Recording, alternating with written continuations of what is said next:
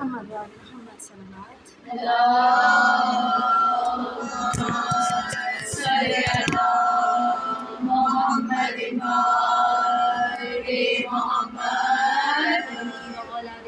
بلند ترین صلوات.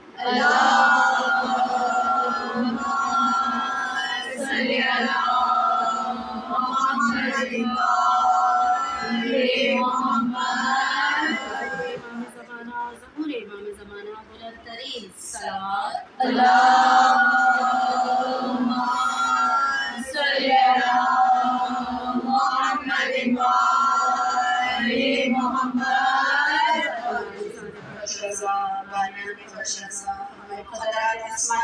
جناب زہرا سلام اللہ علیہا، جناب زینب سلام اللہ علیہا، بلند ترین صلوات.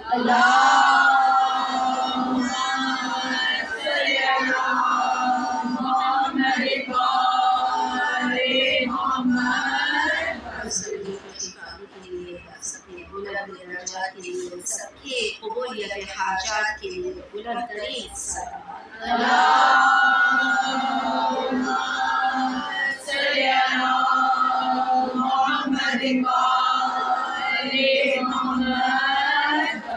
بے گھروں کے حصول گھر کے لیے، بے گھروں کے حصول سر کے لیے، تمام مسافران کی خیر و عافیت اور بخیر و عافیت اپنے گھروں کو واپسی کے لیے، تمام تر عزاداران سید الشہداء کی حفاظت کے لیے، تمام مقامات مقدسہ کی حفاظت کے لیے، تمام بیماروں کی شفایابی کے لیے، بے زوج کے حصول زوج کے لیے، اور بے اولاد کے حصول اولاد کے لیے، اور اولاد والوں کی اولاد کی صحت و سلامتی کے لیے بلند ترین صلوات.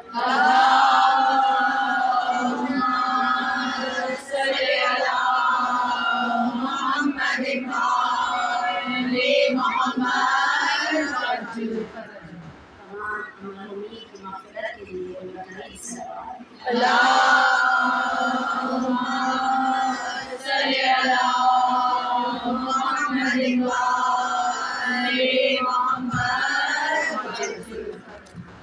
فضائیں سرخ ہوتی جا رہی ہیں، فضائیں سرخ ہوتی جا رہی ہیں، مسافر کربلا تک آ گیا. اعوذ باللہ من الشیطان الرجیم. بسم اللہ الرحمن الرحیم. الحمد للہ رب العالمین الرحمن الرحیم الحي لا يموت والأحد لا شريك ولم يكن له شريك في الملك ولم يكن له ولي من الذل وكبره تكبيرا. اللهم صل على محمد وآل محمد.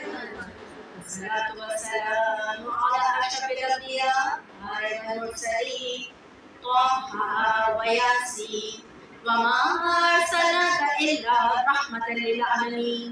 شفيعنا طبيب قلوبنا سيدنا ومولانا أبي القاسم محمد. اللهم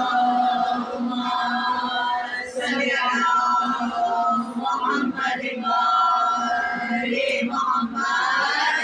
الطيبين الطاهرين المعصومين المعصومين سيما بقية الله في عالمين ولعن الله على أعدائهم أجمعين. أما بعد، فقد قال الله تبارك وتعالى في كتاب المجيد والفرقان الحميد وهو أصدق الصادقين وقوله الحق. بسم الله الرحمن الرحيم. يا عبادي الذين آمنوا إن أرضي واسعة فإياي فاعبدوا. صلوات. اللهم صل على محمد وآل محمد. تمام تر حمد و ثنا اس خالق یکتا اور یگانہ کے لیے کہ جس کا کوئی شریک نہیں ہے، ایسا عظیم خالق کہ جس نے لفظ کن سے تمام تر سلسلہ حیات کو خلق کیا. اس تمام تر نظام حیات کو خلق کرنے کے لیے اسے کسی مزدور، معاون، مددگار یا پیشتر مثال کی ضرورت نہ تھی. عظیم تر خالق جس قدر شکر ادا کرے کم ہے کہ اس نے ہمیں اپنی ابدیت کے رشتے سے جوڑ دیا، ہمیں اپنی توحید کے رشتے سے جوڑا، اور یہی اپنا کرم ہم پہ تمام نہ کیا بلکہ ہمیں اس فرش عزا سے جوڑا۔ کس طرح جوڑا؟ اس آندھی میں، اس بارش میں، اس تیز طوفان میں گلیوں گلیوں گلیوں گلیوں کوچوں کوچوں سے چن کے لا کے آپ کو اس فرش عزائے حسینی پر ایک گلدستے کی طرح سجا دیا، اور تمام تر درود و سلام ان انوار مقدسہ پہ کہ جو بچے تخلیق کائنات ہیں، پر محمد و آل محمد صلوات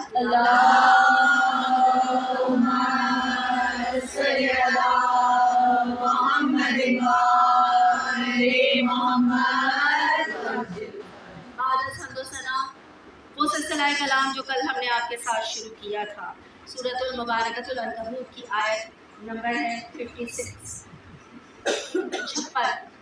میں اردو میں گنتی کرنے سے گریز کرتی ہوں کیونکہ مجھے اتنا کانفیڈنس نہیں ہے اپنی اردو کی گنتی پہ، حالانکہ یہ کوئی اچھی بات ہے۔ 56ویں آیت پروردگار عالم ارشاد فرما رہا ہے، اے میرے وہ لوگوں، اے میرے وہ بندوں، یا عبادی الذین آمنوا، اے میرے وہ بندوں جو ایمان لائے، ان ارضی واسعۃ، میری زمین بہت وسیع ہے، فایایا فاعبدون، تو بس میری عبادت کرو۔ کس کی عبادت کرو؟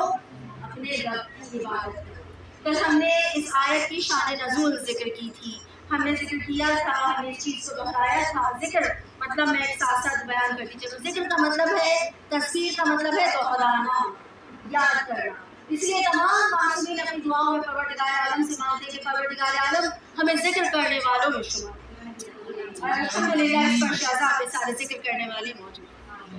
کل ہم نے ذکر کیا کہ یہ آیت اس وقت نازل ہوئی کہ جب مکہ میں کچھ ایمان والے لوگ جو خدا پہ ایمان رکھتے تھے، رسول پہ ایمان رکھتے تھے، لیکن اپنے گھر بار کو چھوڑنے سے گریزہ تھے، ان کی کوئی بھی علت، کوئی بھی وجوہات تھی، وہ کسی طرح سے بھی اپنے گھر کو چھوڑنا نہ چاہتے تھے۔ پروردگار عالم نے ان ایمان والوں کو مخاطب کیا اور کہا، اے میرے وہ بندو جو مجھ پر ایمان لے آئے ہو، میری زمین وسیع ہے، اس میں تمہارے لیے رزق بھی ہے، چین بھی ہے، سکون بھی ہے، مکانات بھی ہیں، قرار بھی ہے، تو میری زمین میں ہجرت۔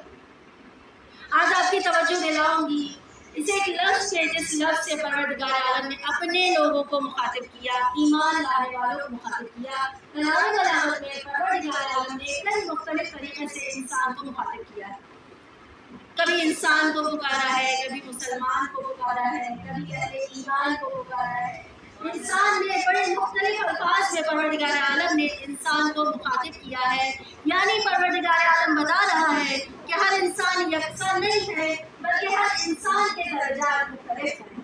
یعنی ایک انسان عام انسان ہے جب تک وہ صرف انسان ہے اور وہ کسی اور درجے پہ نہیں آتا۔ مثال کے طور پہ وہ انسان اگر خدا کو خدا تسلیم نہیں کرتا اور مسلمان نہیں ہوتا، وہ صرف ایک انسان ہے۔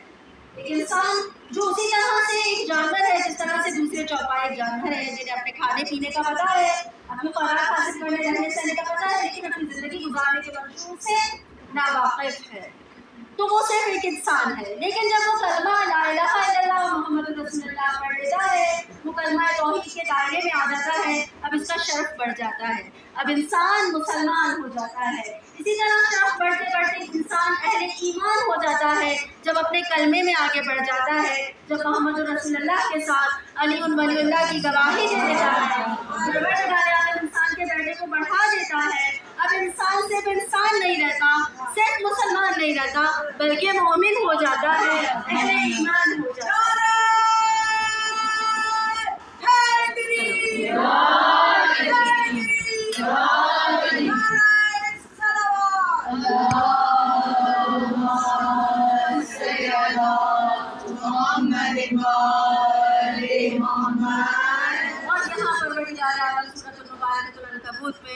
اپنے لوگوں کو پکار رہا ہے، کنہیں پکار رہا ہے؟ اپنے عباد کو پکار رہا ہے۔ عباد جمع ہے عبد کی، عبد کا معنی ہے اردو میں بندہ، کوئی اس کو غلام کہے، کوئی بندہ کہے، کچھ بھی کہے، عبد کا معنی ہے بندہ۔ لیکن یقین جانیے پروردگار عالم کا پکار کے کچھ خاص لوگوں کو یہ کہنا کہ اے میرے بندوں جو ایمان لائے، ان کے درجات کی جانب اشارہ کر رہا ہے کہ یہ وہ لوگ جو بندے کی لسٹ میں ہیں، بندے کے دائرے میں ہیں، یہ عام انسان نہیں ہے، عام مسلمان نہیں ہے، کیونکہ خدا کا بندہ ہونا خدا کے انسان ہونے سے کئی درجہ فضیلت رکھتا ہے۔ یہی وجہ ہے کہ جب انسان کو سجدہ نہ کرنے پر خدا نے شیطان کو راندہ درگاہ کیا تو اس نے کہا کہ اور میں تیرے انسان کے راستے پہ بیٹھوں گا اور اسے اغوا کروں گا، برگلاؤں گا حق کے راستے پہ بیٹھ کے، لیکن جو تیرے مخلص بندے ہیں ان کو نہ بہکا سکوں گا۔ شیطان جانتا ہے کہ انسان کو بہکانا آسان ہے، خدا کے بندے کو بہکانا آسان نہیں ہے۔ خدا کا بندہ یعنی عبد، خدا کے عبد کو بہکانا آسان نہیں ہے۔ یہ عبودیت وہ مرحلہ ہے کہ جہاں پہ ہمارے اور آپ کے امیر کائنات امام علی علیہ السلام فرماتے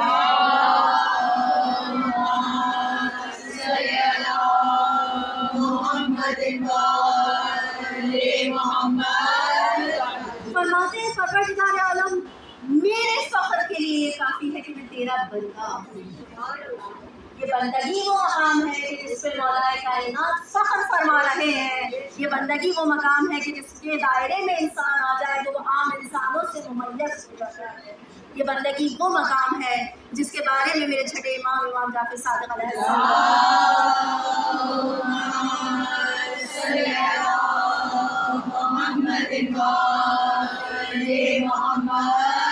فرماتے ہیں انسان اللہ کی عبودیت عبودیت میں ہے، اللہ کی بندگی میں ہے جب تک وہ اللہ کی اطاعت کرتا ہے، لیکن جب وہ خدا کی اطاعت سے نکل جاتا ہے وہ عبودیت سے نکل جاتا ہے۔ توجہ فرمائیے، ایک ایسا باریک مقام ہے، مہین مقام ہے جس کی طرف آپ اس مختصر وقت میں توجہ کرانا چاہتی ہوں۔ وہ مقام جہاں انسان سمجھتا ہے کہ میں خدا کا بندہ ہوں لیکن خدا اسے اپنا بندہ نہیں سمجھتا۔ یہ کون سا مقام ہے؟ یہ وہ مقام ہے کہ جب انسان سے کبھی کہیں کوئی خطا سرزد ہو جاتی ہے، کوئی غلطی ہو جاتی ہے، اس کو کوئی روحانی کوئی نفسانی مرض لگ جاتا ہے اور پھر اس کی طرف وہ توجہ نہیں کرتا۔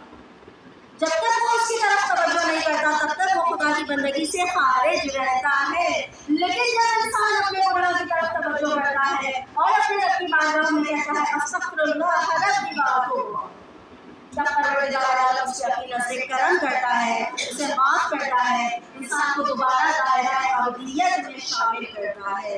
انسان عبد ہے جب تک خدا کی اطاعت میں ہے، لیکن جب اطاعت خدا سے خارج ہوا اب اس کی عبودیت کا رشتہ خدا سے ختم ہو گیا۔ یہ ایسا مضبوط رشتہ، ایسا قیمتی رشتہ کوشش کیجیے کہ اسے ہاتھوں سے جانے نہ دیں، جس قدر مشکل ہو دقت ہو کہ کوئی پریشانی ہو کوئی چیز ہاتھ سے چلی جائے، لیکن کوشش کیجیے کہ خدا کی عبودیت ہمارے ہاتھ سے نہ جائے۔ ساری دنیا ہم سے بھوٹ جائے خفا ہو جائے لیکن ہمارا رب ہم سے راضی رہے انشاءاللہ۔ اس لیے کہ مولا کائنات علیہ الصلوۃ والسلام فرماتے ہیں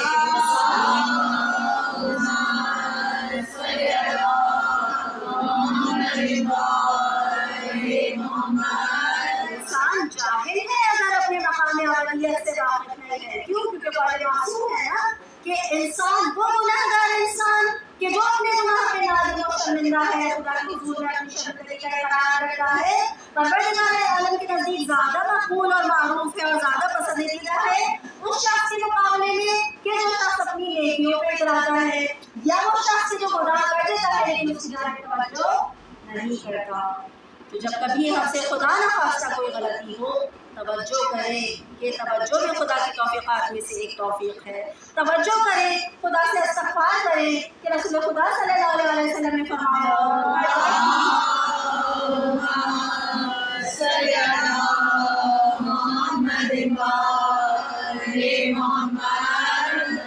ہر درد کی ایک دوا ہے اور گناہوں کی دوا استغفار ہے۔ آج کا وظیفہ عملی جو آپ کے پیش نظر کرنا تھا یہی استغفر اللہ ربی واتوب الیہ ہے۔ دن و رات میں جب چاہے جس طرح چاہے دہراتے رہیے، تمام تر مشکلات کا حل اسی استغفار میں مضمر ہے انشاءاللہ۔ تو رشتہ ابدیت انسان کا خدا سے جڑنا کتنا ضروری ہے؟ اتنا ضروری ہے کہ جب انسان ایک مقام پر جمع ہو تو خدا انہیں کبھی اتنے لاڈ اور پیار سے نہیں پکارتا، لیکن کسی ایک مخصوص مقام پہ خدا کے تھوڑے بندے جمع ہونے پکارتا ہے۔ انسان کہاں دکھتا ہے آپ کو یہ انسان اور اب کا فرق کہاں دکھتا ہے؟ آج 2 محرم الحرام ہے، ہمیں سید الشہداء کا مکے سے روانہ ہوتے وقت انسان اور عبد کا فرق دکھتا ہے۔ انسان تھے جو مکہ میں جمع ہو رہے تھے، بیت اللہ کے گرد جمع ہوتے چلے جا رہے تھے، اظہار کرتے چلے جا رہے تھے، لیکن بندہ خدا تھا، عبد خدا تھا جو بیت اللہ کو چھوڑ رہا تھا دین کو بچانے کے لیے۔ جب سید الشہداء نے مکہ کو چھوڑا، وہ اکیلا عبد خدا تھا جس وقت میں وہ مکہ سے روانہ۔ توجہ ہے مومنات، سید الشہداء علیہ السلام جو وقت کے امام ہیں، مکہ چھوڑ رہے ہیں حج کے زمانے میں، لیکن وہاں پہ موجود انسانوں کو لگتا ہے کہ وہ اس بیت کا طواف کریں گے تو ان کی عبادت ہو جائے گی، امام کی اطاعت نہ کر کے اگر بیت کا طواف کریں گے تو عبادت ہو جائے گی۔ یہ ان انسانوں کی غلط فہمی تھی یا ان انسانوں کی سوچ تھی؟ ایک انسان آپ کو اسی زمانے میں کوفہ میں دکھ رہا ہے، جس وقت میں سید الشہداء مکہ چھوڑ رہے ہیں، اسی وقت میں ایک انسان ہے جو کوفہ میں ہے، جس کو خدا نے اپنا عبد کہا ہے۔ علامہ اظہر حسین زیدی کے ایسے عظیم جملات ہیں جن میں سے یہ جملہ ایسا امر ہو کے رہ گیا۔ ایسے حضرت حسین بن عقیل کی شہادت پہ آپ سنا کرتے ہیں، کوفہ مسلمانوں سے بھرا ہوا تھا لیکن مسلم وسیلہ، تمام تر مسلمانان کے بیچ میں اکیلا مسلم تھا۔ یہ فرق ہے انسان اور عبد میں، وہ تمام انسان تھے لیکن عبد خدا صرف مسلم تھا۔ سفیر حسین تنہا، ایک وقت آیا کہ تنہا سفیر کو گرفتار بھی کر لیا گیا، ایک وقت آیا کہ تنہا سفیر کو معطوف بھی کر لیا گیا، ایک وقت آیا کہ تنہا سفیر کو زخمی اور گھائل کر کے حاکم کے سامنے پیش بھی کر دیا گیا، لیکن عبد خدا کا ایمان خدا پہ تھا کہ جب اس سے کہا گیا کہ امیر کو سلام کرو، قید کی حالت میں، زخموں کی حالت میں، یاد ہے نا پانی پینا چاہتے تھے مسلم اور پانی نہ پی سکے کیونکہ دانت شہید ہو گئے تھے اور پیالے میں گر گئے تھے۔ صرف ایک زخم ہے مسلم کا جو بتایا جاتا ہے، ان زخموں سے شکستگی کی حالت میں جب ہاتھ بندھے ہوئے ہیں، جب ہر طرح سے زیر کر رکھا ہے، جب مسلم سے کہا گیا امیر کو سلام کرو، سفیر حسین نے کہا میرا امیر حسین کے سوا کوئی نہیں۔ یہ عبد خدا تھا، یہ مسلم تھا۔ مسلم اپنے سفر پہ روانہ ہوئے، مسلم کا سفر آج یہاں تمام ہو گیا، لیکن مومنات سید الشہداء کا سفر ابھی جاری ہے۔ حسین ابھی سفر میں ہے، حسین نہیں جانتے کہ مسلم کے ساتھ کیا معاملہ ہوا، حتیٰ کہ 7ویں منزل پہ جانتے ہیں نا کہ مکہ سے کربلا تک 14 منازل طے کی ہیں سید الشہداء نے، کوئی آسان راستہ نہیں تھا، 14 منازل طے کی ہیں، ہر منزل کے اپنے مصائب ہیں، لیکن جب 7ویں منزل ورود پہ پہنچے ہیں تو 2 گھڑ سوار جو کوفے کی طرف سے آتے تھے ان سے کوفہ کے حالات دریافت کیے گئے، تب انہوں نے بتایا کہ ہم کوفہ سے اس حال میں نکلے ہیں کہ کوفہ میں حسین کا کوئی چاہنے والا اس حالت میں نہیں کہ اپنے گھر سے باہر آ سکے۔ تلواریں صقل کی جا رہی ہیں لیکن وہ ساری تلواریں شام سے آئی۔ بتایا جا رہا ہے حسین آپ تنہا ہیں، بتایا گیا ہم کوفہ سے اس حال میں نکلے ہیں کہ ہانی ابن عروہ اور مسلم بن عقیل کے بے سر کے لاشوں کے پیروں کو رسی سے باندھ کے کوفہ کے گلیوں اور بازاروں میں گھسیٹا جاتا۔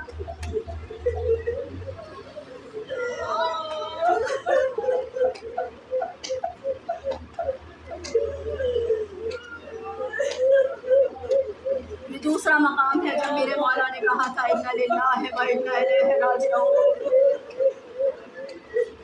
اور سفر جاری ہے فاطمہ کے بیٹے کا، سفر جاری ہے حتیٰ کہ 14ویں منزل آئی اور آپ لوگوں کی تمام زحمتیں تمام ہوئی، اور جب اس منزل پہ پہنچے کہ جس کا نام نینوا تھا، غازریہ تھا،